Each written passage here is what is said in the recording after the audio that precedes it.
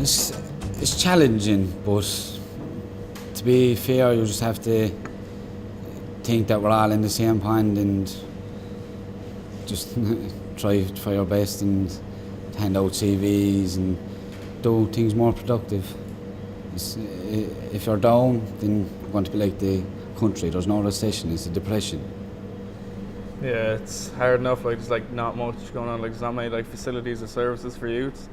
Like there is things like youth cafes and youth clubs, but like they're not open like every day of the week. But like they're probably the best thing around possibly for the youths to do.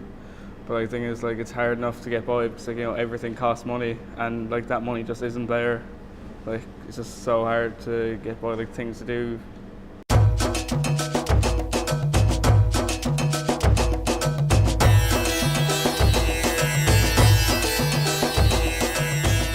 Everyone just puts all the youths, like they paint with the same brush, like they see everyone as just being like vandals and troublemakers just causing nothing but trouble. But there's a lot of work done by youths and like communities and it's just very hard to get by. Like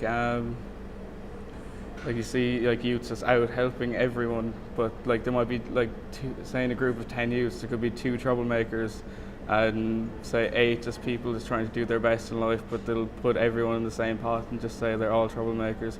Yeah, they do try to make all young people sound the same, but like I think it's the media highlights the trouble more than they highlight the good things people do. Like you never see like people with that do that think big and headstrong and all that. You don't see big articles about them in the paper.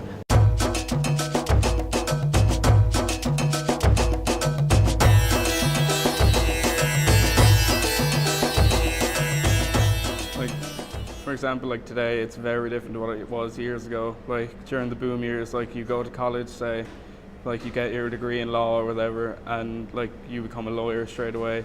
But now it's completely different. Like you see people who are qualified lawyers, qualified, I don't know, anything, but they're just like they could be working in like Dunn's stores or something, getting paid minimum wage, but that's the best they can do like during the current times. It's just like there's nothing else around. Yeah, well, to be honest, you do your course, you have qualifications. Why not be productive? Go start a charity and help something got to do with your field of expertise, and instead of looking for a job with this company, that company. Fair enough, you mightn't get as much as you deserve for all your qualifications, but at the end of the day, people are surviving on nothing. So why not survive on a little and do something that's making a difference?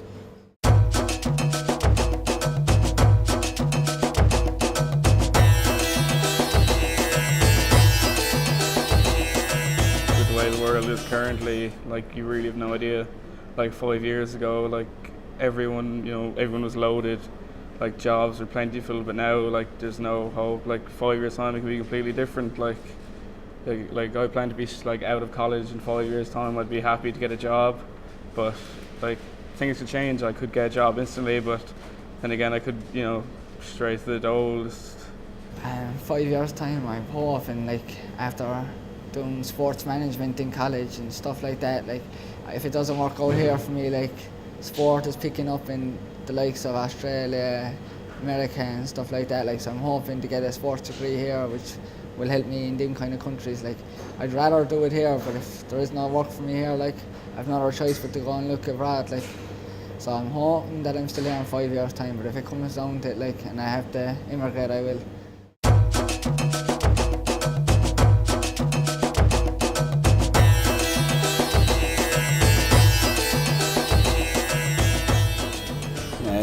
It is exploiting people because the job bridge is €50 extra onto your dole. So let's say you're getting €100 dole and you're going working 5 days a week, an extra €50, that's €10 a day.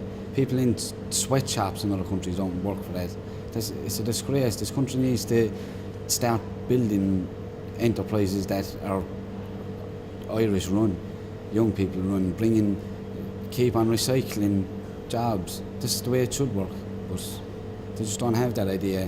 They're moving people up the ladder and then taking the bottom person off. It's as simple as that.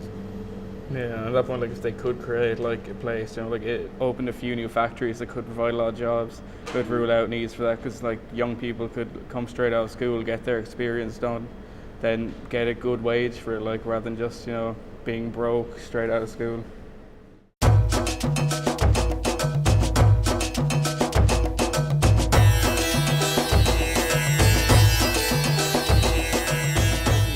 is the government's fault. They're supposed to be running the country.